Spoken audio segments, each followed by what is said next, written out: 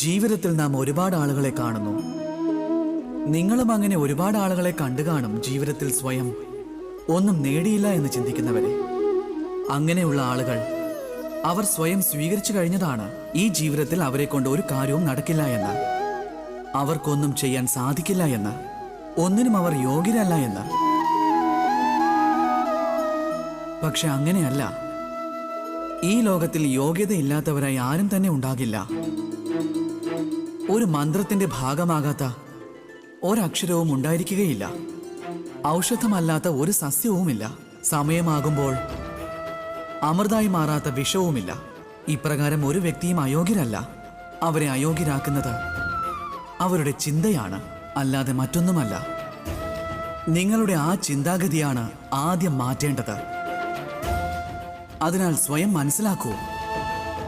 ജീവൻ നഷ്ടപ്പെട്ടാൽ നിങ്ങൾ എന്താകുമെന്ന് സ്വന്തം ഉപബോധ മനസ്സിനെ മനസ്സിലാക്കൂ.